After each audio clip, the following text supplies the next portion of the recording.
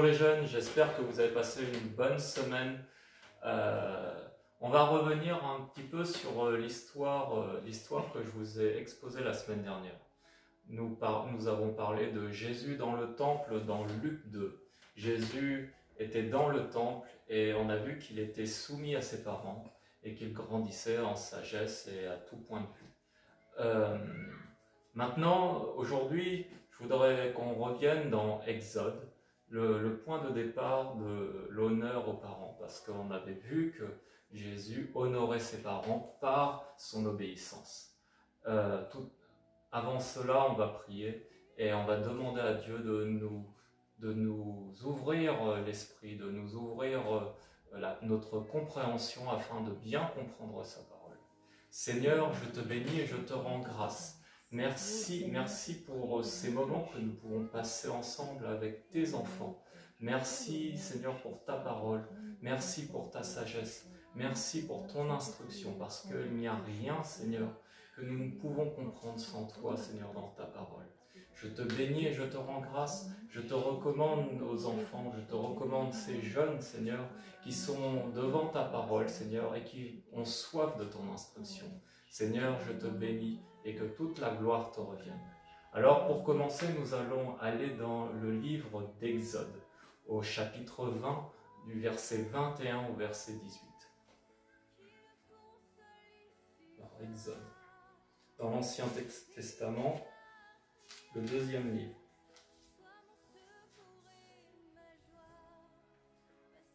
Vous y êtes? Je commence la lecture. Alors Dieu prononça toutes ces paroles. Je suis l'Éternel ton Dieu, qui t'ai fait sortir d'Égypte, de la maison d'esclavage. Tu n'auras pas d'autre Dieu devant moi. Tu ne te feras pas de sculpture sacrée, ni de représentation de ce qui est en haut, dans le ciel, en bas sur la terre et dans l'eau, plus bas que la terre. Tu ne te prosterneras pas devant elles, et tu ne les serviras pas. Car moi, l'Éternel ton Dieu, je suis un Dieu jaloux. Je punis la faute des pères sur les enfants jusqu'à la 3e et la 4e génération de ceux qui me détestent. Et j'agis avec bonté jusqu'à 1000 générations envers ceux qui m'aiment et qui respectent mes commandements. Tu n'utiliseras pas le nom de l'Éternel ton Dieu à la légère, car l'Éternel ne laissera pas impuni celui qui utilisera son nom à la légère. Souviens-toi de faire du jour du repos un jour saint. Pendant 6 jours, tu travailleras et tu feras tout ce que tu dois faire. Mais le 7e jour est le jour du repos, et l'Éternel ton Dieu, de l'Éternel ton Dieu. Tu ne feras aucun travail, ni toi, ni ton fils, ni ta fille, ni ton esclave, ni ta servante, ni ton bétail, ni l'étranger qui habite chez toi. En effet, en 6 jours, l'Éternel a fait le ciel, la terre, la mer et tout ce qui s'y trouve. Et il s'est reposé le 7e jour. Voilà pourquoi l'Éternel a béni le jour du repos et en a fait un jour saint. Honore ton père et ta mère, afin de vivre longtemps dans le pays que l'Éternel ton Dieu te donne. Tu ne commettras pas de meurtre, tu ne commettras pas d'adultère, tu ne commettras pas de vol, tu ne porteras pas de faux témoignages contre ton prochain, tu ne convoiteras pas la maison de ton prochain, tu ne convoiteras pas la femme de ton prochain, ni son esclave, ni sa servante, ni son bœuf, ni son âne, ni quoi que ce soit qui lui appartienne. Tout le peuple entendait les coups de tonnerre et le son de la trompette et voyait les flammes de la montagne fumante. À ce spectacle, le peuple tremblait et se tenait à bonne distance. Waouh! Quel spectacle formidable! J'imagine ce peuple devant la montagne, j'imagine ce peuple voyant la fumée, voyant les tonnerres, voyant le feu sortir de la montagne. Il devait être plein de crainte. Ils voyaient ce Dieu magnifique, ce Dieu grand et puissant, qui avait tout pouvoir sur la nature. Ils verront par la suite ce Dieu guérir, ce Dieu faire des miracles. Et ce Dieu doit nous inspirer finalement une crainte. C'est le début de ce commandement. Le début de ces commandements commence par la crainte de Dieu. Il nous dit, craignez-moi, respectez-moi. En d'autres termes, respectez qui je suis. Respectez le Dieu tout-puissant que je suis. Je suis au-dessus de tout et comprenez-le bien. Je suis au-dessus de tout et je ne suis pas dans une sculpture. Je ne suis pas dans un objet quelconque. Je suis au-dessus de tout. Il y a en fait, les commandements sont divisés, si on veut aller par là, en deux parties. Il y a la partie qui fait référence à Dieu et il y a la partie qui parle de ce qu'on doit, comment nous devons agir dans le monde. Comment nous devons agir parmi les hommes et avec les hommes. Et je voudrais vous parler du trait d'union finalement, pas le trait d'union mais la charnière, ce qui fait le lien dans les 10 commandements. C'est « honore ton père et ta mère, afin que tu vives longtemps ». Et je voudrais vous donner une image de cela. Dieu nous montre qu'on doit le respecter, et on doit le respecter parce que il est grand, il est tout puissant, et ça doit venir du cœur. On doit s'en rendre compte par nous-mêmes, par la nature. La nature nous montre la grandeur de Dieu. Et d'un autre côté, il nous enseigne aussi comment vivre dans ce monde qui a été créé par lui. Pour ce faire, il nous a donné des parents. Et ces parents se trouvent Dieu va parler des parents et il les place au milieu des 10 commandements. Il les place au verset 5, au verset 12 de Exode 20. Et vous voyez, vos parents, ils sont un peu comme cette colle ou cette couture qu'il y a dans ce livre. En fait, s'il n'y avait pas cette colle ou la couture qui tenait les pages ensemble du livre, en fait les pages tomberaient, les pages se mélangeraient, les histoires se mélangeraient, la parole de Dieu serait mélangée. On pourrait commencer par la parole de Dieu et lire autre chose après, et finalement on verrait pas, on connaîtrait pas la pensée de Dieu. Donc on a de la colle, on a une couture qui nous permet d'avoir les choses dans l'ordre. Et Dieu va nous donner des parents. Il va nous donner un père, une mère, et ces parents sont chargés de mettre l'histoire, de mettre la parole de Dieu en ordre pour nous. Ils sont chargés de nous l'enseigner. Ils sont chargés de nous montrer comment marcher dans cette vie chrétienne, dans ce monde. Qu'est-ce qui est bien, ce qui n'est pas bien. Dieu va enseigner nos parents et nos parents nous enseignent à notre tour afin que nous marchions de la bonne façon, que nous soyons fidèles à Dieu, et nos parents nous enseignent aussi qui est Dieu. Voilà, ça c'est le général. Et ce que je voudrais vous emmener maintenant dans le Proverbe 1. Proverbe 1. Nous allons y aller.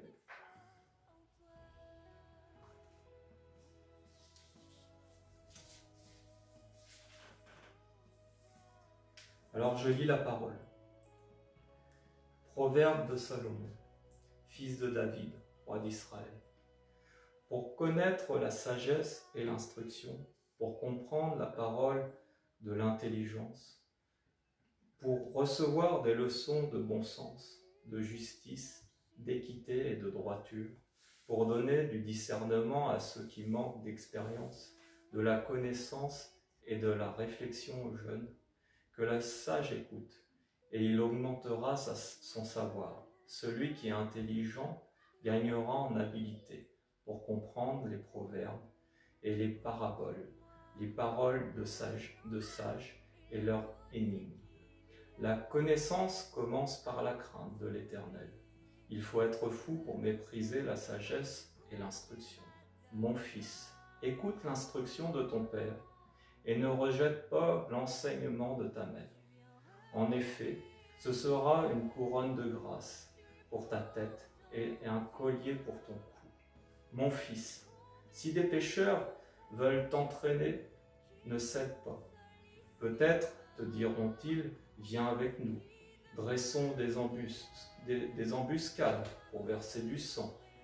Tendons sans raison un piège aux innocents. Engloutissons les vivants comme le séjour des morts. Oui, engloutissons-les tous entiers, comme ceux qui descendent dans la tombe. Nous trouverons toutes sortes de biens précieux et nous remplirons nos maisons de butin. Tu auras ta part avec nous. Il n'y aura qu'une bourse pour nous tous. Mon fils, ne te mets pas en chemin avec eux. Écarte ton pied de leur sentier. En effet, leurs pieds courent au mal, et ils sont pressés de verser le sang. Or, il ne sert à rien de poser un piège sous les yeux de tout ce qui peut voler. Eux, c'est contre leur propre vie qu'ils dressent des embuscades. C'est à eux-mêmes qu'ils tendent un piège. Tel est le sentier de tout homme, assoiffé de profit. Le gain malhonnête cause la perte de son propriétaire. Voilà. Je lisais ce passage qui se trouve dans la Bible que nous avons à peu près tous, et c'est la version seconde. Moi, personnellement, quand je lisais ça, j'ai pas très bien compris. J'ai pas très bien compris ce passage-là, c'est un peu compliqué. C'est un peu compliqué, je trouve, à comprendre, et on comprend pas véritablement. On comprend la pensée générale, mais c'est un peu, voilà, c'est un peu compliqué à comprendre, je trouve. Et j'ai trouvé une autre version, c'est Paroles de vie, et je voudrais vous la relire maintenant. Je vais relire cette version, donc je l'ai imprimée. Vous pouvez la trouver sur internet, hein, Paroles de vie, et aller à Proverbe 1, du verset 1 à 19. Voici les paroles de Salomon, fils de David et du roi d'Israël. Ces proverbes ont pour but d'apprendre aux gens à se conduire avec sagesse. Ils permettent de recevoir une bonne éducation et de comprendre des paroles pleines de sens. Ils enseignent à vivre de façon intelligente et à être juste, à respecter les lois, à être honnête. Ils rendent prudents ceux qui manquent d'expérience. Ils donnent aux jeunes des connaissances et les aident à réfléchir. Même les sages pourront les lire et ils apprendront quelque chose. Même les gens intelligents y trouveront de bons conseils. Ils pourront comprendre le sens caché de certains proverbes et ce qui est difficile dans l'enseignement des sages. Le respect du Seigneur est le commencement de la sagesse. Ceux qui se moquent des enseignements et des conseils des sages sont des personnes stupides. Mon enfant, écoute les avertissements de ton père. Ne repousse pas les enseignements de ta mère. Ils sont comme une jolie couronne sur ta tête, comme un collier autour de ton cou. Mon enfant, si de mauvais camarades veulent t'entraîner au mal, refuse. Ils pourront te dire, viens avec nous. Nous allons nous cacher pour tuer les gens. Nous allons attaquer des innocents en secret pour nous amuser. Nous les prendrons tout vivants pour les faire mourir. Nous les enverrons directement dans la tombe, comme si nous étions la mort même. Nous trouverons toutes sortes d'objets précieux. Nous remplirons nos maisons de ces richesses. Viens, tu auras ta part. Nous aurons une caisse commune. Mon enfant, ne va pas avec eux. Éloigne-toi de leur chemin. En effet, ils courent faire le mal. Ils sont pressés de tuer. Quand l'oiseau aperçoit le chasseur, il est inutile que celui-ci pose un piège pour le prendre. Mais ces gens-là, c'est à eux-mêmes qu'ils tendent un piège. C'est leur vie qu'ils menacent. En effet, voilà ce qui arrive à ceux qui prennent le bien des autres. On prend leur vie. Cela ne vous rappelle pas quelque chose? Ça me rappelle le commandement « Honore ton père et ta mère » afin que tu vives longtemps dans le pays que le Seigneur l'Éternel te donne. En fait, c'est ce qu'est en train de raconter, c'est ce qu'est en train de dire le proverbe. Et je vous conseillerais d'aller lire tout le livre de Proverbes, ainsi que toute la Bible, mais commencez à lire le livre des Proverbes, car il est là aussi pour vous instruire. Et ce livre nous dit « Ne méprise pas l'enseignement de ton père et de ta mère. En effet, ton père et ta mère sont là pour t'enseigner comment vivre dans la droiture, comment vivre sur le chemin de Dieu, comment rencontrer Christ, comment rencontrer Jésus-Christ. » Et honore. Ce mot-là, on a des fois, il est des fois difficile à comprendre. Qu'est-ce que veut dire honorer? Qu'est-ce que veut dire honorer ses parents? Et j'ai fait des recherches pour vous. J'ai fait des recherches cette semaine pour vous par rapport à ce mot. Parce que moi-même, je me disais, mais qu'est-ce que veut dire réellement ce mot? Comment honorer mes parents? Et Dieu me faisait comprendre que déjà honorer, ce mot-là veut dire considérer la valeur de tes parents.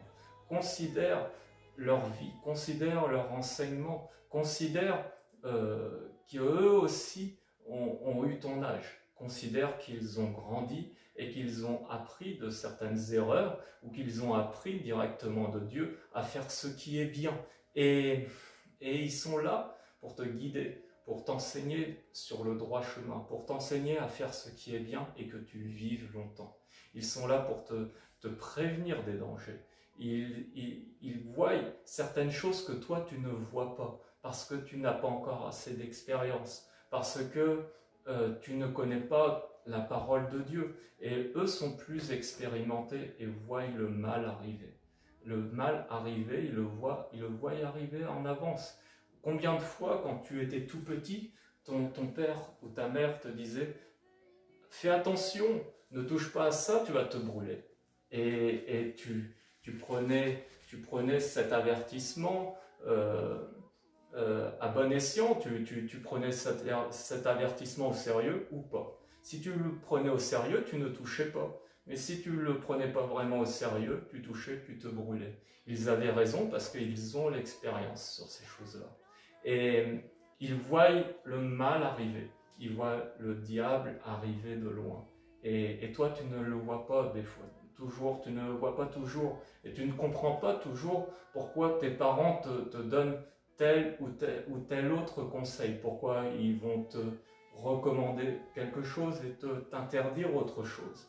Mais sache que ta sagesse, sache que ta vie aussi dépend de ton obéissance à tes parents. Sache que ta vie, ton futur, que tu ailles dans les bénédictions de Dieu, que tu ailles dans ce qui est bon devant Dieu, dépendent aussi de ton obéissance à tes parents. Dieu a mis tes parents au-dessus de toi. Tu viens de tes parents et Dieu, en te faisant venir par tes parents, parce que ta mère t'a porté pendant plusieurs mois, considère que ta mère t'a porté pendant plusieurs mois, considère que ton père a été là aussi pour que tu viennes à la vie et qu'il a consacré une partie de ses ressources, de son travail, pour que tu sois en vie aussi aujourd'hui. Tout cela leur vient de Dieu. En fait, ils sont des partenaires que Dieu a choisis pour que tu vives heureux, que tu vives longtemps. Dieu les a choisis dans ce but-là. Et il est de ton intérêt que tu apprennes à considérer la valeur de tes parents. Considère cette valeur qu'ils sont. Ils sont une valeur ajoutée pour toi. Ils sont une valeur que Dieu a mis dans ta vie pour te faire grandir. C'est le message que je voulais vous donner aujourd'hui. C'est le message que je veux que vous reteniez. Considère qui ils sont. Considère leur vie. Considère les enseignements qu'ils vous donnent. Parce que j'ai été jeune aussi j'étais jeune aussi, et j'avais votre âge, et parfois je n'obéissais pas. Des fois, ça m'est arrivé de ne pas obéir, et souvent, je reconnaissais par la suite que mes parents avaient raison. Je reconnaissais que si je les avais écoutés, je ne serais pas tombé dans des choses qui m'avaient pourtant bien prévenu. Et voilà. Voilà ce que ce mot veut réellement dire. Honore ton père et ta mère, c'est-à-dire considère leurs valeurs. Considère, c'est un mot qui dit considère-les, mais avec une grande importance. C'est un ordre de Dieu. Considère leurs enseignements, considère-les avec une grande importance. Et quand tu les auras considérés, quand tu auras considéré leur importance et que Dieu a mis pour ta vie, tu agiras en conséquence. Voilà pour ce petit enseignement. J'espère que ça aura pu vous être utile. J'espère que cet enseignement aura pu toucher votre cœur. Et je prie maintenant que le Seigneur vienne toucher votre cœur, que le Seigneur mette en relief ces paroles de la Bible et ce que j'ai pu vous expliquer humblement, ce que j'ai pu découvrir aussi cette semaine pour moi-même. Et je prie vraiment, Seigneur Père, au Saint-Esprit, je prie vraiment que tu amènes chacun de mes jeunes, de ces jeunes, que tu les amènes vraiment à comprendre ton enseignement, à comprendre, Seigneur, ta parole, Seigneur. Que chacun puisse obéir, Seigneur, à ta parole et puisse considérer attentivement, puisse considérer la valeur, la grande valeur que tu as mis dans leur vie, c'est-à-dire leurs parents, afin qu'ils puissent t'honorer, afin qu'ils puissent marcher correctement dans les voies du Seigneur, qu'ils puissent apprendre à te découvrir, qu'ils puissent apprendre à découvrir le Seigneur Jésus-Christ, qu'ils puissent apprendre à découvrir ce que tu attends d'eux. Je prie, Seigneur, je prie que chacun de nous ici présents, nous revenions à ta parole, Seigneur, et que nous apprenions à marcher dans tes voies comme tu le désires.